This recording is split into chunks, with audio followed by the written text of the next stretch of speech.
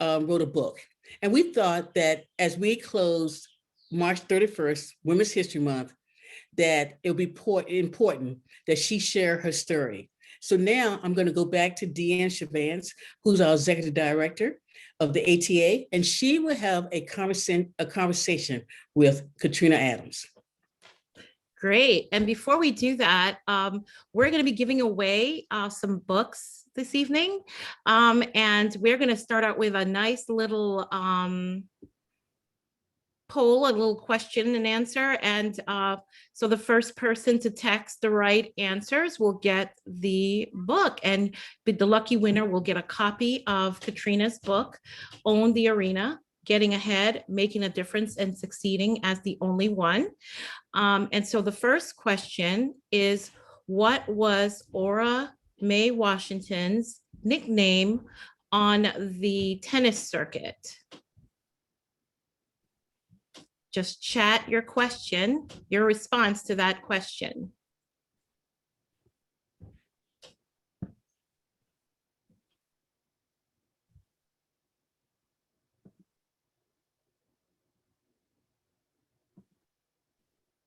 Don't see any chats yet. No one knows the answer.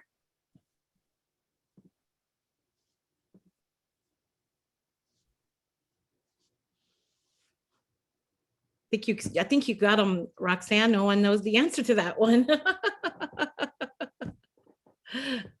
Okay, her nickname was the Queen of Tennis. So let's try another one then and see who can answer this. Which of these phenomenal tennis players were never, so they were never Katrina's double partner in a WTA event? Anybody know that?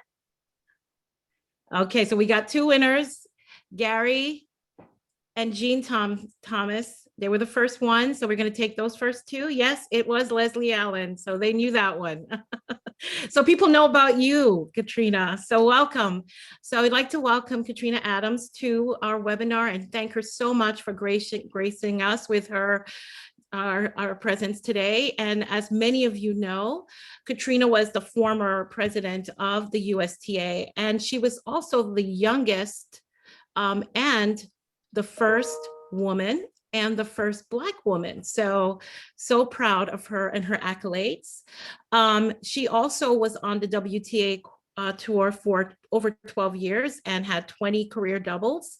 And not only that, Katrina is serving as our gender equality on the tennis committee for that. And I think what's near and dear to your heart though, Katrina, is working with the kids at the Harlem Junior Tennis program. So thank you, Katrina, and thank you for being here and talking about your book, Own the Arena. And someone corrected me, you're the first to serve for 2 terms. Yeah, so my first question, we have tons of questions tonight. People sent in questions from their registration, in addition to the questions that I had for you. But please, for our attendees tonight, if you have questions for Katrina, please put them in our Q&A or chat, and after our questions, I will ask something that you guys have from the floor. So Katrina, my first question is, what inspired you to work on this book that shared so much about you? I mean, you went in deep about every aspect of your life. Yeah, well, first of all, thank you for having me to celebrate Women's History Month, or at least close it out. And thank you, Roxanne, for reaching out and asking me to participate. You know, the book was something that I never really planned on writing. It was something that I was nudged to do by many people over time. And people kept saying, Kat, you know, you need to write a book. I said, I'm not writing a book. And it says, no, you have so much to offer and so much to share. And so once I got a literary agent and a publisher, we decided that we would go down the direction of a leadership book to be able to share some of the things that I've learned, and not only from the business side, but from the tennis side that apply to business. And that was really the impetus of writing it, you know, from there. Yeah, I mean, I think you shared it not only from business and from tennis, but personal. You shared so many wonderful personal stories. You give us an opportunity to even know you better. And so one of the things that you did in the book is you lined out the 12 match points of other things that you should live by, you know, owning the table, owning your legacy, your courage, your identity, your choices, network, village, voice, successes, loses, obligations, and owning your possibilities. How can you describe for us how these concepts helped you to form this book? And also tell me which one you think is most relevant before you can own the arena. Yeah, I mean, as the book kind of unfolded, these match points kind of presented themselves, and so it was really trying to focus on what are some of the lessons that I want people to learn and get Mhm. from the many stories that I shared. So that's how the 12 winning match points came about. 12 chapters, 12 points. I would say owning your courage is probably the one that stands out the most, and it's for those that really have some self doubt in a way, that aren't as outgoing or outspoken as I may be. You know, truth be told, I'm a little shy initially, and then once you get to know me, you're like, where did that shyness go? But you know, it's important to be bold in all things that you do, and remember that you are standing on the shoulders of someone before you to propel you, you know, further. And Mhm. being bold doesn't mean being aggressive or being assertive. It's really just step outside of your comfort zone just a little bit and try something different, and perhaps you'll see where that path will take you. Oh, that's great. So let's start back then when you were saying you were a little shy. You talked in the book when you first fell in love with tennis. And so can you share that with us? Because that was very early in life. Yeah, I was 6. So, you know, I always say I stumbled on the sport. My brothers were in a program that was for 9 to 18-year-olds. It was walking Mhm. distance from our home in the nearby park in Garfield Park. And it happened to be the activity for the summer for the boys club. Every summer, the Martin Luther King Boys Club, it wasn't the Boys and Girls Club then, so I keep saying that. But they had a different activity. That summer was tennis. It was around the corner from where we lived. And my parents were teachers and they were teaching summer school that year. They didn't teach summer school all the time, but this particular year they were. So I was a tag along sister, and I was too young. So I had to sit outside the fence for a couple weeks and basically beg my way and bully my way into the program between the coaches and my parents, going back and forth until I finally broke them down. And once I hit the first ball, I mean, I fell in love with it right from the start. I'm a visual learner. I watched it for 2 weeks. I knew exactly what to do or really what not to do, which was hitting the ball all over the fence like everyone else was doing. And it was more of a natural for me. And I had the opportunity to, you know, work under the wings of one of the coaches there. Yeah, so you talk about one of the match points is to own your village, and you had a really great village that supported you. Can you share some thoughts of how they helped you become the woman you are today, and how they continue to support you? Oh, absolutely. First and foremost, my family, you know, my parents in particular were there every step of the way, and provided Mhm. opportunities that I needed to succeed. I had several coaches that took me under their wing and gave me lessons, allowed me to play for free very often in some of the programs or for a discounted rate. The Prairie, Chicago Prairie Tennis Club in Chicago was, you know, they supported me. They did fundraisers. They had people that would take me to tournaments whenever I needed it. And so I was surrounded by a lot of people that really saw something good or great in me. And I was fortunate enough to embrace it and take their hand and take advantage of the opportunities that were provided. Great. So, growing up, you said you felt tennis was a Black sport. That was interesting. Yeah, because of where you were growing up in your neighborhood and all of that. And the program that I just mentioned were all Black kids, and the coaches were Black. And then the Black coach took me under his wing, and I started playing at another boys club on a gym floor like once a week. And then I played in a program out at Washington Park Fieldhouse on another basketball court. It was a Black program. And then the next summer, I played in a different club at where Chicago Prairie Tennis Club is now in Lake Meadows, and it was a Black program. And then my first tournament was the ATA that summer. Right. Black people. So I didn't know any different, right? And the summer that I started, Arthur Ashe won Wimbledon.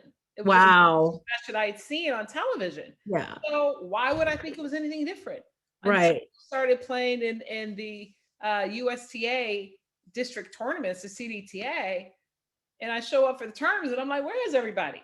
And that's when I realized, I was like, oh. Okay. So that's one of the things. So like you've played at the ATA. You know that the ATA has been around for over 100 years. 104 we are this year.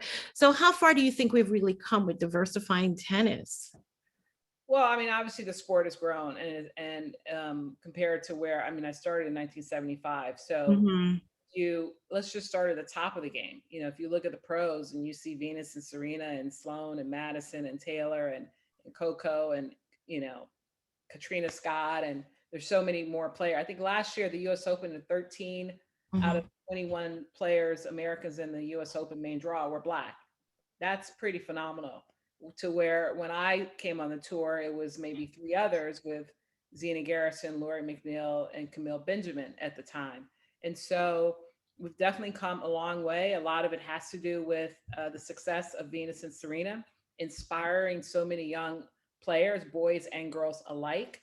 And then, of course, with the programs that the USTA has done with the NJTL, that has opened it up. But the ATA has been, the cornerstone of Black tennis forever, 104 years, providing programs in many cities and opportunities for them to play. So we have definitely grown in the diversity side, but there's still a long way to go.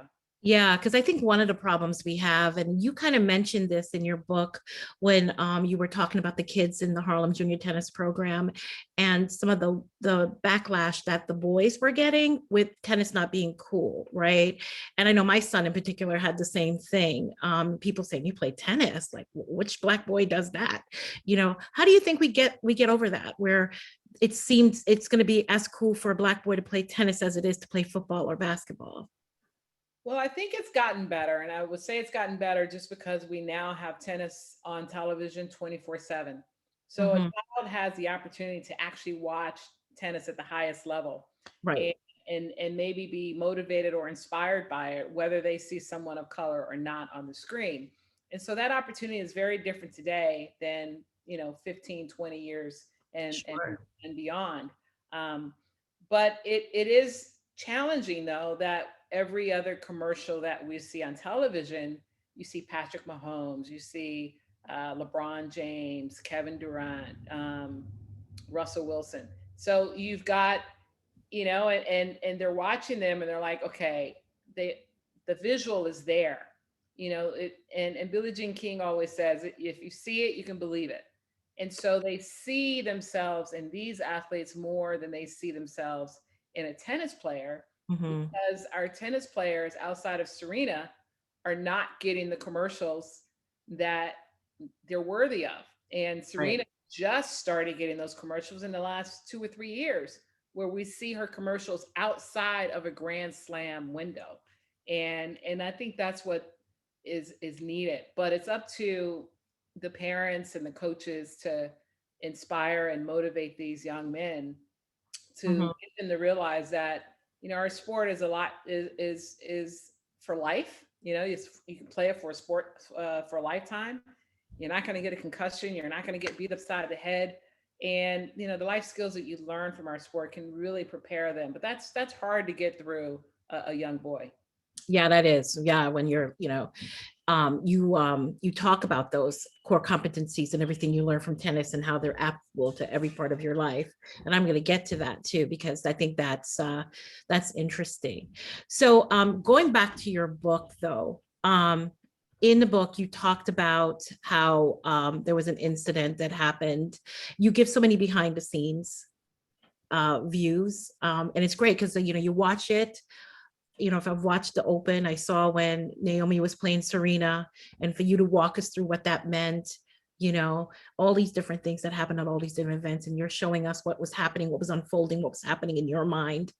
But you talked about your presidential suite and how the dress code there, and how many people have turned up not in the dress code. And I just thought that was so funny. Can you talk a little bit about that? And the one incident where your really big donor bought his male model who was wearing not the right clothes, jeans. Listen, when you go to a sporting event, we're pretty chic, we're pretty casual, right? Yeah. And it's very common for men in particular to have on normal shoes, but they'll have on jeans and a blazer, and that's chic, and that's typically accepted.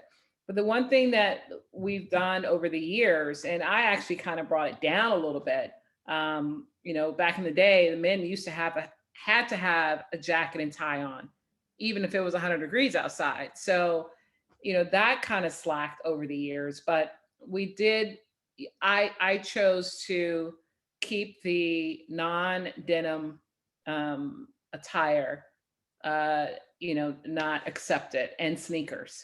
And even in the last couple of years, you some of them got through or whatever, because every shoe now looks like a sneaker, whether it's a sneaker or not. Yeah. All birds, you could have on the all black or all blue, all birds, and you don't know that they're sneakers, and that's fine. And I'm sure, each president has the right to do what they want in their suite during their term.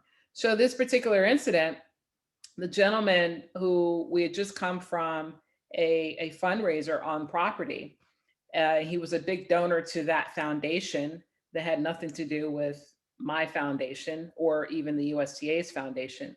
But his guest was outside, not only in jeans, but they were tie-dye or faded jeans. So they were very obvious. They weren't like jeans you could get away with, right? Mm-hmm. And he tried to argue for him, and my suite staff really had been going at it with this gentleman for quite some time. And finally, the head of the suite actually had to come down and get me out of my seat to address it.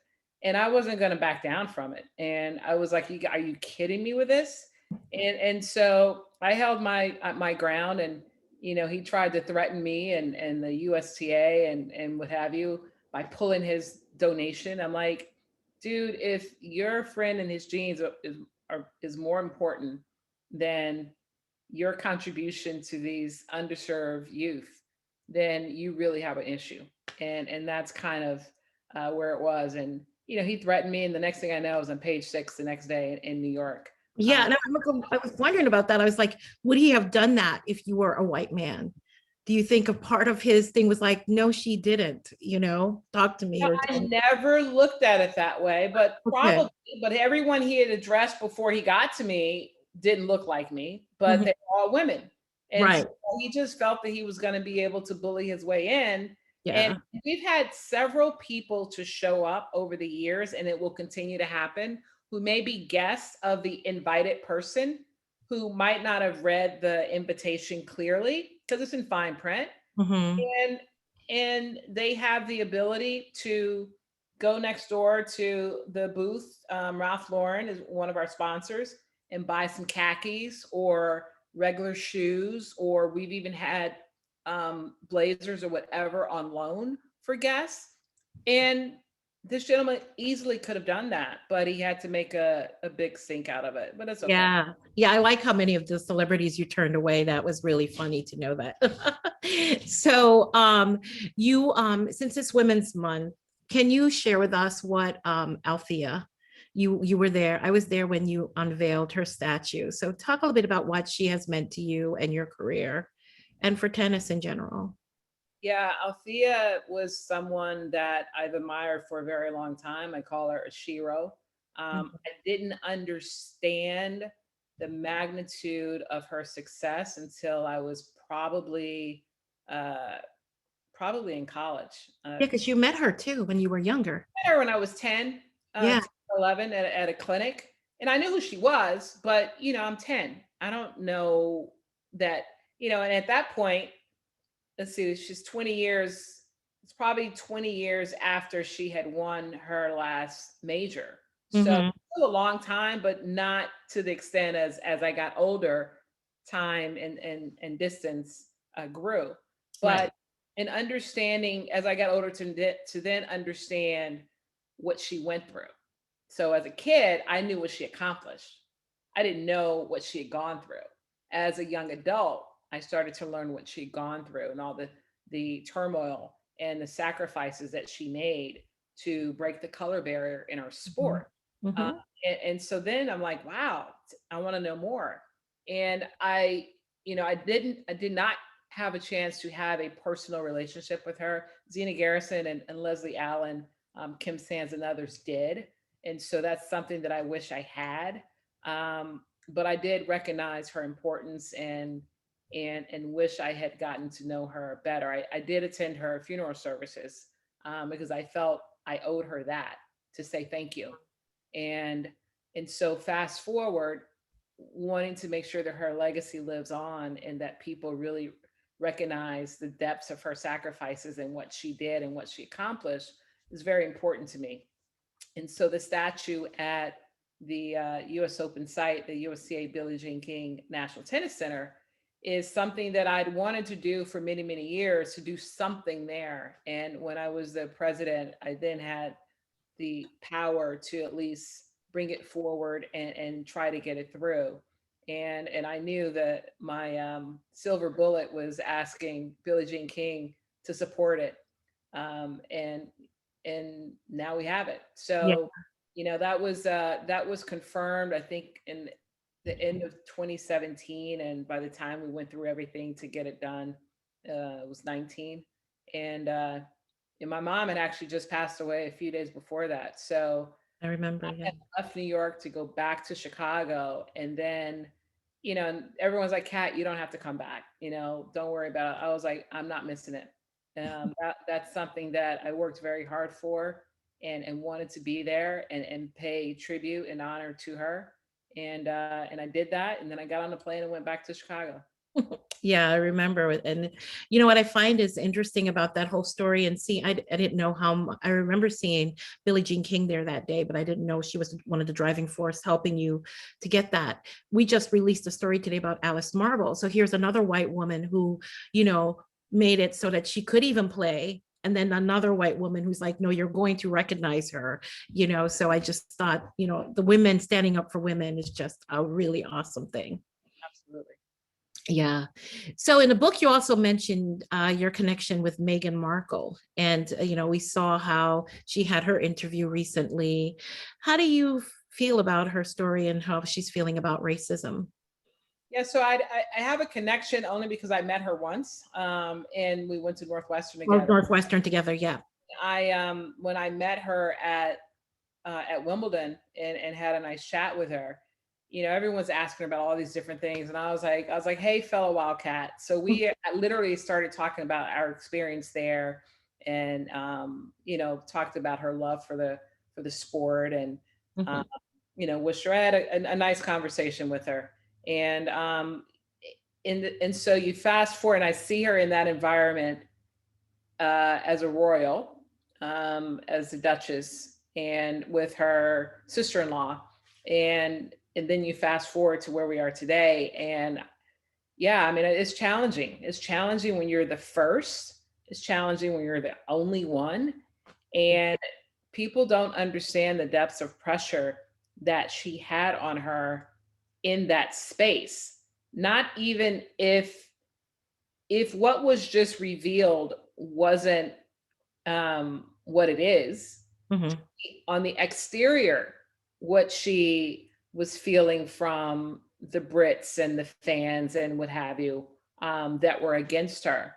And that's a tough position to be in. And then unfortunately, even her own extended family, she felt that pressure. And so it's really about standing tall and keeping your head up and shoulders back and forging ahead until you can find the air to breathe and Mhm. release, if you will. I didn't feel her kind of pressure, but I understood that I was not just representing myself and my family and the organization. I felt and knew that I was representing an entire culture and race of people. Right. All eyes on you. So I guess it's like what you say, owning your courage, you know. And one of the things too, I think could apply is owning your identity, which is one of the ones that you talk about in your Yeah, book. I mean and look, it's ever more prevalent now for us to Mhm. do that. And Mhm. I don't want to say that we've been given a green light, but the events in the last year, of which we are reliving right now, uh, Mhm. really allowed people to have a green light, no matter what their race or ethnicity is, to speak up and stand up. And that's something with owning your voice that I talk about in the book as well. Own your identity and use your voice to recognize what's right and to speak about what's wrong. Right. Okay. So how do you think thinking about George Floyd as we're talking about that and looking at some of the things that Naomi has done to kind of stand up, where do you see tennis or yourself in helping with this kind of moment? I mean, I think we're all kind of doing our part and speaking Mhm. up. I've done a ton of interviews, Mhm.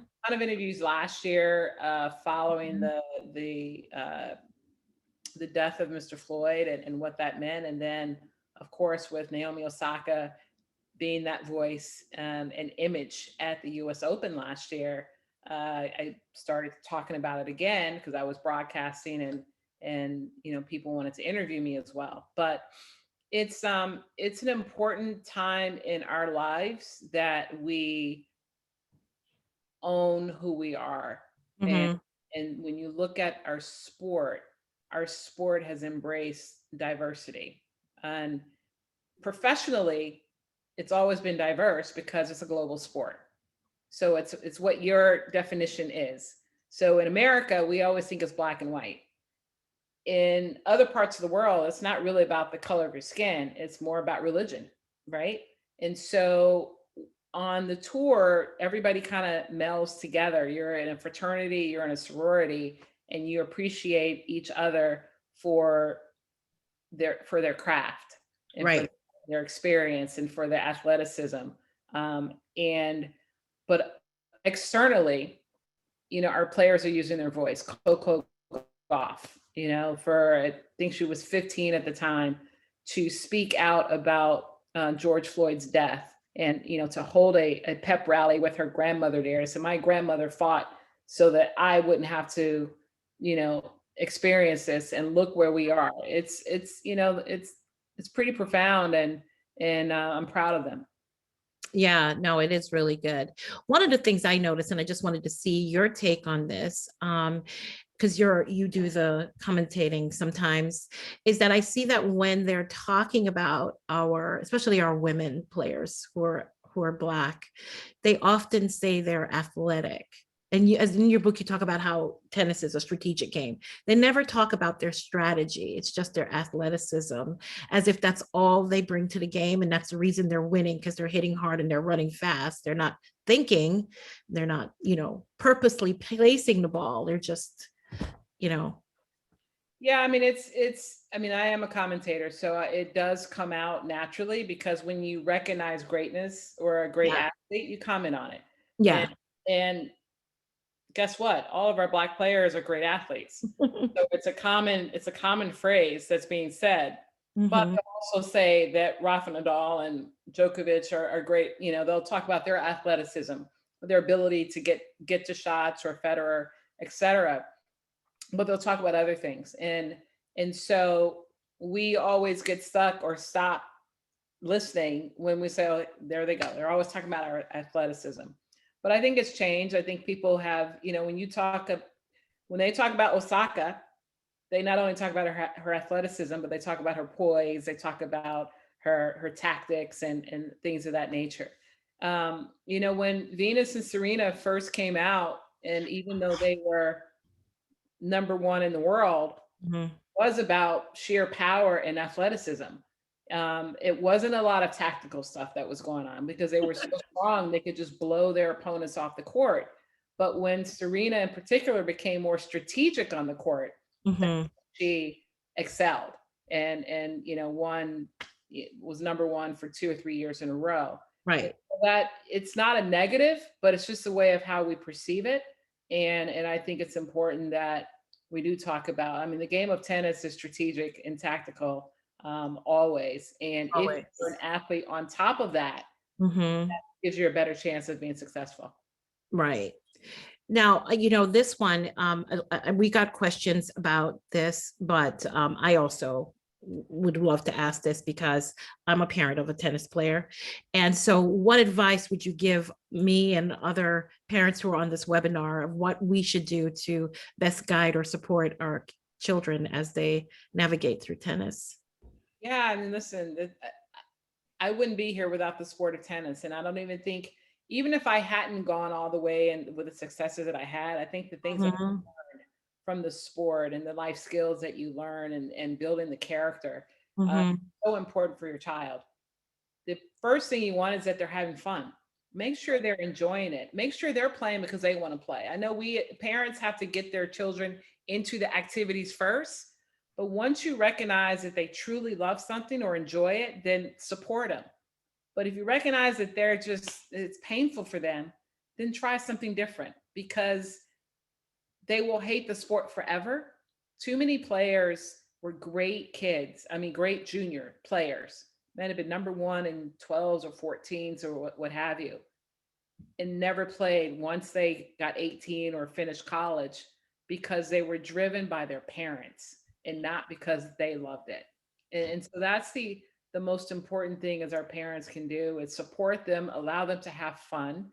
And as they progress and start to be more competitive and start to be those champions, yeah, you're going to be a little more forceful and hard on them, but make sure that you're constantly having those conversations, you know, and to know that they enjoy it and that this is something that they want to do. Parents want them to do it initially, but then we want the kids to want to do it after that. Okay, so I'm going to ask you one last question and then I'm going to start taking questions from people. So do you think that you have any regrets or anything you would have done differently? Now, I already know the answer because I read your book. people ask me that all the time. If Yeah, I done something differently, I might not be where I am today. right. So yeah, of course, I would have loved to have won a Grand Slam event or multiple Grand Slam, you know, the majors. But that would have taken me on a different track than Hmm. where I've gone. Right. I got involved in the political side of the sport at a very, you know, my second year, I think, on tour.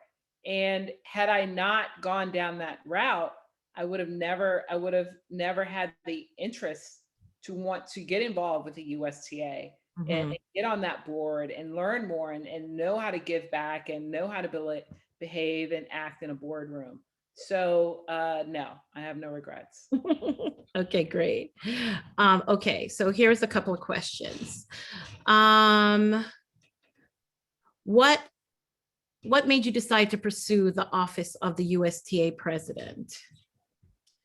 Yeah, I had been on the board for probably 6 years. I joined the board as an elite athlete. An elite the USTA is a national governing body of tennis, and part of the USOPC Mhm. bylaws is that our national governing bodies have a certain percentage of elite athletes on the board. Mhm. That's actually how I joined the board in that capacity. And it's within, an elite athlete is within 10 years of retirement. And so I had 4 years of eligibility left on that. So I ran twice and got reelected. And then I decided to run again. I was really starting to get into uh, the groove, if you will, and learning and wanting and felt that I was making a difference.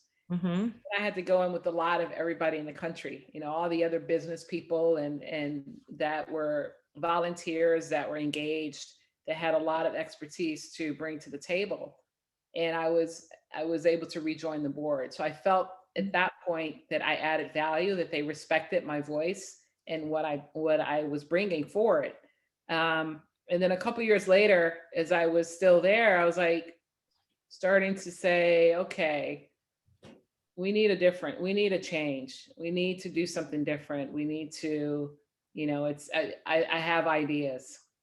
And I was appointed an officer, a vice president. And once I became an officer, then I knew I had a shot, because I said that they don't make people officers if they don't see that they have leadership capabilities, or see those leadership skills. And that's when I started to navigate and think differently, and went for it. And I'm glad I did. I had a lot of support. This is where we talk about, where we as women, of course, we have to support each other, but you also need your men to be your sponsor, to bring you forward, or bring you up. And I had several sponsors within past presidents of the USTA that really saw something in me and felt that I could be a great leader of the organization, that supported me and really went to the bat for me. And I ended up there. Yeah, well, great. And then you did it twice. So someone asked in their registration, 3 keys to your success that you still do on a consistent basis. Oh, that's a very good question. It is. I think one of the things that I've learned to do better as I've gotten older, or navigating in business, is I communicate better. It's important to communicate and be a great listener. Uh, I can be a great listener, or I can just hear it in one ear and go out the other. And so it's really focusing and taking heart to the conversation that you're having, because that's where you learn, and then that's where you're able to give sound advice. I've had to focus on being prepared at all costs and at all times, because then that's when I can provide a knowledgeable explanation, or sound advice on something. So always be prepared when you are meeting someone. Google, do some research on them. If you're meeting them for the first time, see if there's a commonality that you have, some interest or hobby that you can start the conversation with, that kind of take some of the edge off before you get into the business discussion. And I would say the third one is, I'm pretty bold. So it's a matter of going for what I want. Not everybody can do that. But in business, one of the things that I've always done and focus on, and I like to share and I talk about in the book, is focus on the ABCs. Yeah. Be accountable at all times. Adjust your behavior as necessary to succeed, and communicate and collaborate. So those are really the 3 things that on a daily basis that I try to live by in any conversation that I'm having, or any meeting that I'm going into. Yeah, I liked that. And you in your book, you use those 12 match points. So you have that to go by, and then you have the ABC. So they're easy things to kind of remember and fit. So I love that you put it together like that. And someone just made a comment that your 12 match points should be taught in every inner city school in America. Great rules for growth. So there you go. You can develop a curriculum. All people that are working in the school districts, get them to order the book, and you can get it out there. And yeah, someone said they should be taught in all schools in America. What advice would you give a senior long-term amateur tennis player who wants to get involved in tennis to support the development of youth in underserved communities? there's so many opportunities for you to do that. And you're in every town, there is a local program that you can reach out to and maybe volunteer or work for them. I run the Harlem Junior Tennis and Education Program, which is an NJTL chapter. It's one of 200 chapters, over 200 chapters in America.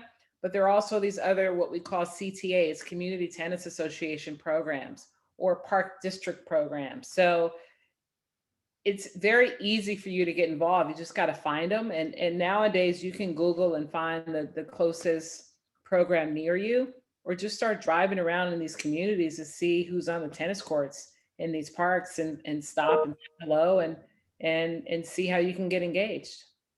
Yeah, someone else asked, they on here, they said they were over 85 and wanted to know the best way to make it to the US Open. Um, could Buy they could they still go? buy a ticket. Um, Listen, it doesn't matter what your age is. You can get there. I would Mhm. say if you've never been, and finances are tight, you want to go in week one, the week before the main draw, qualifying week. This is where our future. I love that week. It's free. Yeah, it's free. You are there. You're watching the future of the sport, and Uh-huh. you're watching the top players practice because they're there on site all week. So you may actually walk by one of your top players that are coming from Grandstand or Louis Armstrong with a practice. So that would be, if finances are tight, go that week. It's a festival. They have concerts, all kinds of things that make it welcoming for everyone. And not sure how that's going to play off in 21, but I would say in 22 we should be back on track to be able to provide those opportunities. Yeah, God willing. So we had a lot of questions of people wanting to know what is your next dream or next step in life? There's this thing called the Powerball or the Mega Million. No, just kidding. Yeah, I mean, everything I do is, I don't get involved in anything if I don't feel that I can't make a difference. So, Mhm. I enjoy what I'm doing with my program, but that's not the end of all things. I will move on eventually to other things, and try to be the leader of organizations or companies, and see what I can do to instill my knowledge, and make these places better. Um, we need more diverse leaders at the top so that everyone can aspire to get there. You have to see it to believe it. I know that I have the skills to do that, and it's just a matter of having the opportunity. Okay, great. And so the next one I have here is, I think people just want to get a little bit more advice on how to get their kids into better. Do you know of any other programs or incentive for children of diverse backgrounds? So other than the NJTLs or the CTAs, anything else that you would recommend that they do? For tennis, I Yeah. mean, tennis is in a lot of the schools around the country. So Hmm. maybe your child is in one of those school programs, and they should have a pathway to go to another program. So if you can afford it, the tennis clubs, all the tennis clubs have junior programs, and they have beginner programs. If you're 10 and under, you have the progression with Hmm. red, orange, and green balls. And so tennis is everywhere. It's just a matter of where you live, what access you have, what finances you have. If you don't have the finances, there's a lot of free programs for your son or daughter to get into, and see where it goes from there. Okay. Someone wants to know, what male tennis players do you see on the horizon that has a potential for a Grand Slam title? Oh, Sebi Korda is the real deal. He's our youngest sensation that's out there. I think he got to the quarters maybe of Miami. Oh, really? Yeah, he lost last night. I think that's the quarters, but he's really good as a young guy. Francis Tiafo is making his way back, and he's still a young guy. And I think he got to the fourth round of Miami as well. And so Taylor Fritz is another young guy that's out there. I think he's the second highest American, if not the highest ranking American at this point. So there are some young guys out there. Michael Moe is a Yeah, I young, saw him in Australia. He did pretty good. yeah, he qualified in Dubai and then flew and played in Melbourne. And I actually played mixed doubles with his father, Tony Moe, back in the day. Oh, did you? He comes from tennis blood. Oh, okay. Yeah, he did speak at one of our webinars. He was a wonderful young man. I thought it was interesting. It was very funny because he and and Sasha Vervev were wearing the same outfit, except it looked completely different on Michael than Sasha. Yes, of course. Of course. Yeah. So there are a lot of young men coming up, and we've talked about the women, and they continue to evolve. Okay. So what do you think you want your lasting legacy to be? That's a very good question. I get asked that question all the time, and I don't have a concrete answer. I think I'm still evolving. I'm still growing. I'll be known for the things I did at the USTA with the statue of Althea, and Mm-hmm. leaving that legacy behind. The Mm-hmm.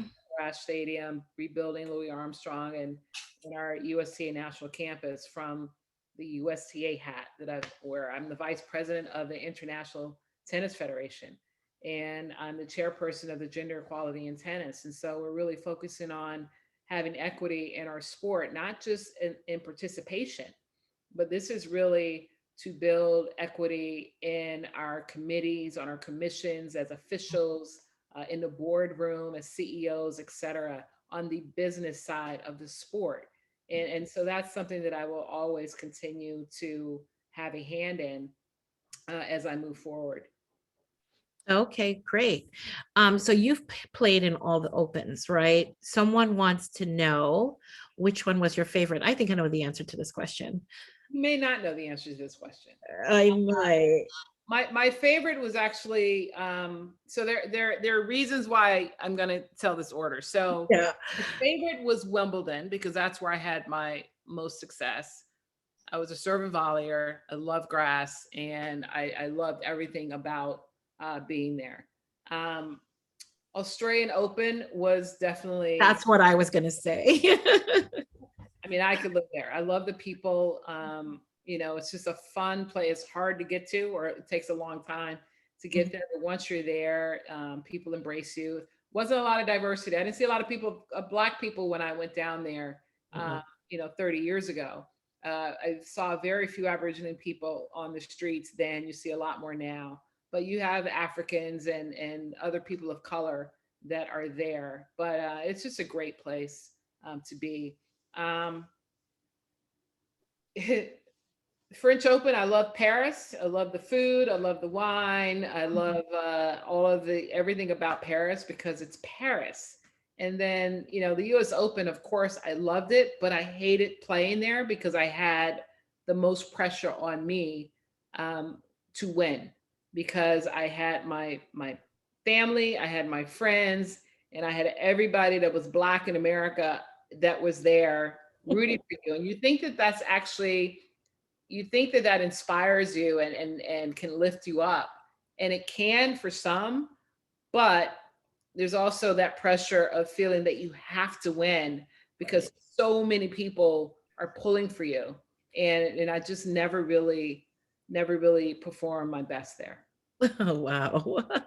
Well, yeah, that I can see where that's happening. Someone says they have a picture of you with Madison and Sloan when they won the US Open, and they have it on the wall.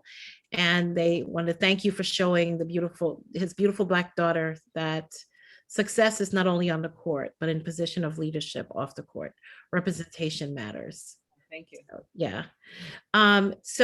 Yeah, we have a lot of people that through the registration, they just want to continue to thank you.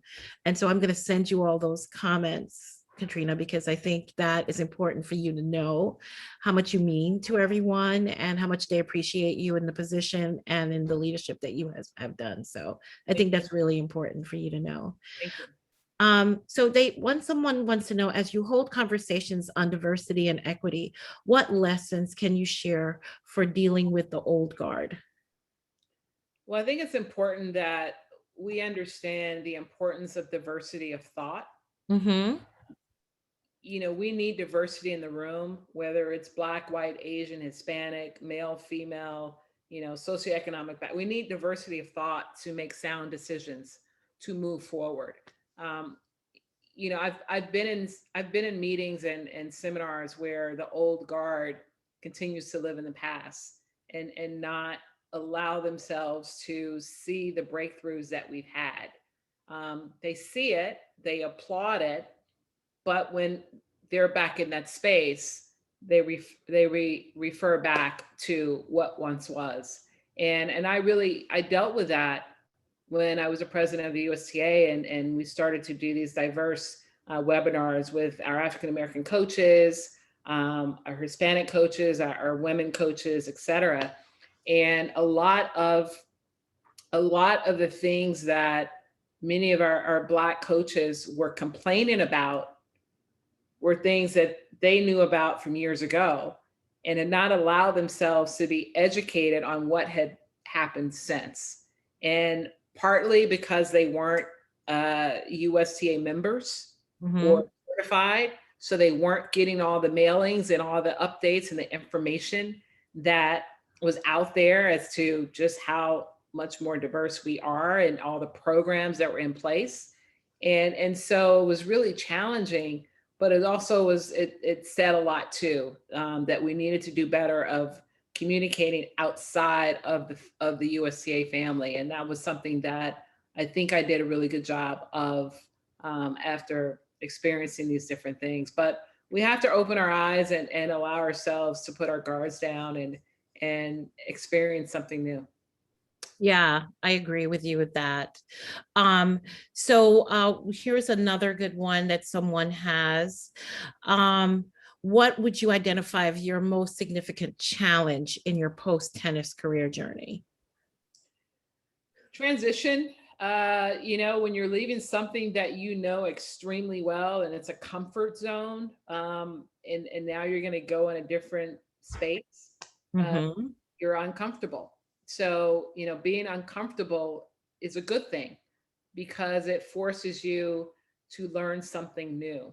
And I think too many of us stay in that comfort zone because we don't like to be uncomfortable. So transitioning from player to coach, same environment, but a very different responsibility.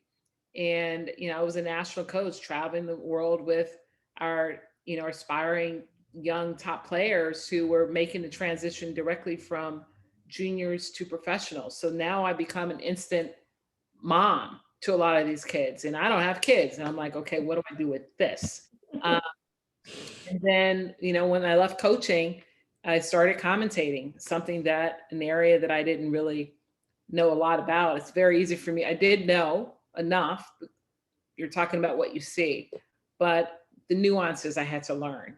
And that was challenging. And then when I came to run a program, I'd never run a program. And so learning what that meant and how to do it and how to gain respect, from those that weren't ready for change, it's challenging. So every transition that I've made, has been uncomfortable, but it's positive uncomfortable, being uncomfortable. That's great. Yeah, you talk a little bit about that transition in your book, so that is good. Um, okay, how often do you play now? Someone wants to know. Not enough. I just had knee surgery in November to my just old wear and tear, my body, and so I had one knee surgically repaired, and I'm actually next week should be getting back out on the tennis court. So it's been a long recovery period, but it's good. So hopefully I can get back out there and start running around again. That's great. Have you ever played? I know you talked a little bit about some of the fundraising fun tournaments that you would do, and you'd have to play against celebrities, and you would try to like at least let them feel like it was competitive. Yeah, no, I mean, I haven't even done that in a few years just because physically I can't really, I wasn't able to move and recover the way I Mhm. need to. So, but I'll definitely be getting back into that. Okay. Do you think there's any remedy out there for the growing loss of men and double NCAA tennis teams? Yeah, that's been a challenge for decades, and it's more prevalent the more that we have, the more that we use this to get our information. We learn a lot more, and quicker than in the past. It's Tennis is a non-revenue sport. these universities and colleges are making their money on the revenue sports of basketball and football in particular. And then, with TV rights and things of that nature, which actually supports these other sports. And so Mhm. the USTA, I was one of the presidents. Every president has had to sit down and write letters to presidents of universities and to plead for saving teams or bringing teams back. And I don't see that changing. It's always going to be challenging, particularly after 2020 and COVID, when there were no championships that were played that were bringing money in to these schools. Okay. So we're right at about time. We have one more coach. As a head coach at an HBCU, what can we do to help market the value of our school and tennis programs, especially to high-ranking juniors that are typically more attracted to the highly marketed PWIs? Well, you know what? I think this is a right time right now with Madam Vice President Kamala Harris in office and repping the HBCUs of Howard. Um, our kids are becoming more interested. I mean, I run a program and my kids are going to HBCUs, even though they have the talent to go to other schools, and that's their choice. And I think it's great. I think the colleges and universities, the HBCUs, have to do a better job of marketing themselves, the program and the schools, to all of these NJTL chapters that are around the country. That's where your better Black kids are in number. The Mhm. kids that are on a professional track, they're probably going to go to another school because they're looking at the benefits that it's providing them, a bigger school, a training facility. It's the pro level type of program that they're going to. But I think our HBCUs, just as they continue to elevate their programming, you guys really need to reach out. I run a program and I haven't heard from one coach in 15 years asking me about the kids. Do I have a kid in my program? And so that's a problem. I'm the one that's reaching out. Coaches can reach out to the program. They can't reach out to the kids, but they can reach out to these executive directors and CEOs of these programs to find out if they have kids that would be interested, and start sending collateral so the kids can start to see it and read it and own it. That's great advice. Okay, great. So Katrina, I want to thank you so much again. And one of the things you said, you want to be known as someone who embraced us all. And I really feel like you've embraced us. And thank you for your time tonight and talking with everyone. And I'm going to have Roxanne come back on and just close us out. But I really appreciated our conversation. Thank you. Thank you. And buy the book. And buy the book. Yes. You can right. get it on Amazon and all different places. And what we're going to do in our follow-up is I'm going to send the links again out to everyone of all the places where you can get. It's a really good read. I read it from cover to cover. You share so much personally, professionally.